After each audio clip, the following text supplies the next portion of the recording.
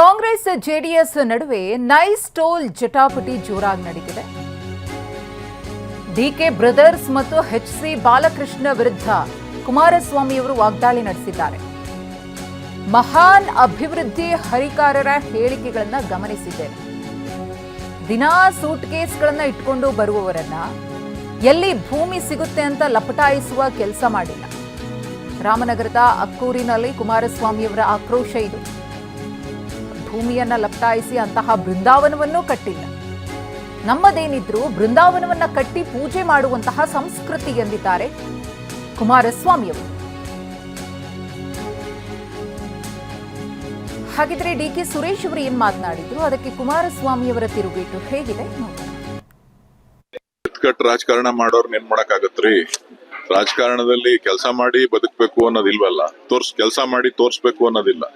ಎತ್ಕಟ್ ರಾಜಕಾರಣ ಮಾಡೋ ಕಸ್ಬಿರೋ ಅಂತವ್ರನ್ನ ಉತ್ತರ ಕೊಡೋದಕ್ಕೆ ನೀವು ಮಾಧ್ಯಮದವರೇ ಅದ್ರ ಬಗ್ಗೆ ಗಮನ ಹರಿಸ್ಬೇಕೇ ಹೊತ್ತು ಒಬ್ಬ ಕೇಂದ್ರ ಸಚಿವ ಯಾವ ರೀತಿಯಾಗಿ ಎತ್ಕಟ್ತಾ ಇದ್ದಾರೆ ಅನ್ನೋದನ್ನ ನೋಡ್ಬೇಕು. ಅದೊಂದೇ ಟೋಲ್ ಯಾಕೆ ಹೇಳ್ತಾರೆ?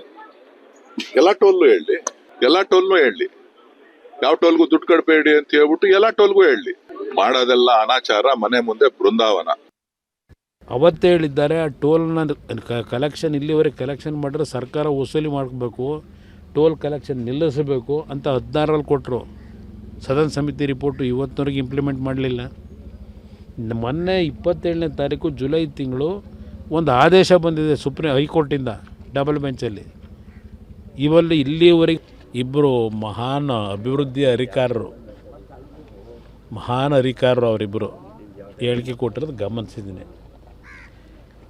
ನೈಸ್ ರಸ್ತೆಯ ಟೋಲ್ ವಿಷಯದಲ್ಲಿ ಎಂಥದೋ ಬೃಂದಾವನ ಏನೇನು ಹೇಳ್ಕೊಂಡವ್ರೆ. ನಾವು ಯಾವ ಬೃಂದಾವನಕ್ಕೋ ಕೈ ಮುಗಿತೀವಿ, ಅದು ಬೇರೆ ಬೃಂದಾವನ. ಅವ್ರತಾ ಇದೆಯಲ್ಲ ಬೃಂದಾವನಗಳು. ದಿನ ಸೂಟ್ ಕೇಸ್ ಹಿಡ್ಕೊಂಬರೋರನ್ನ ಎಲ್ಲೆಲ್ಲಿ ಭೂಮಿ ಸಿಗ್ತದೆ ಅಂತ ಹೇಳಿ ಲಪಟಾಯಿಸ್ತಕ್ಕಂಥ ಕೆಲಸ ಮಾಡ್ತಕ್ಕಂಥ ಬೃಂದಾವನ ಕಟ್ಟಿಲ್ಲ ನಾವು. ನಮ್ಮ ಸಂಸ್ಕೃತಿಯ ಬೃಂದಾವನ ಕಟ್ಟಿ ಪೂಜೆ ಮಾಡೋರು ನಾವು. ಕಾರ್ಯಕರ್ತರನ್ನ ಸುಮ್ಮನೆ ಎತ್ಕಟ್ಟಿ ಅಭಿವೃದ್ಧಿಗೆ ವಿರೋಧ ಮಾಡೋರಲ್ಲ ನಾವು. ಅವರೇನು ಹೇಳ್ಕೊಂಡವ್ರಲ್ಲ ನೆನ್ನೆ ಹರಿಕಾರ ಮಹಾನುಭಾವ. ಯಾವ ನೈಸ್ ರಸ್ತೆಯಲ್ಲಿ ರೈತರು ಭೂಮಿನ 20 ವರ್ಷದಿಂದ ಅಕ್ವೈರ್ ಮಾಡಿ ದುಡ್ಡು ಕೊಡದೆ 20 ವರ್ಷ ಆಗಿದೆ. ಅದರ ಹಿನ್ನೆಲೆಯಲ್ಲಿ ಓದಕ್ಕೆ ಬರುತ್ತೆ ಅವಕ್ಕೇನಿದ್ರು ಟೇಪು ಎಲ್ಲಿ ಭೂಮಿ ದೋಖ ಹಾಕ್ಬೋದು ಅನ್ನೋದು ಲೆಕ್ಕಾಚಾರ ಮಾಡೋರು.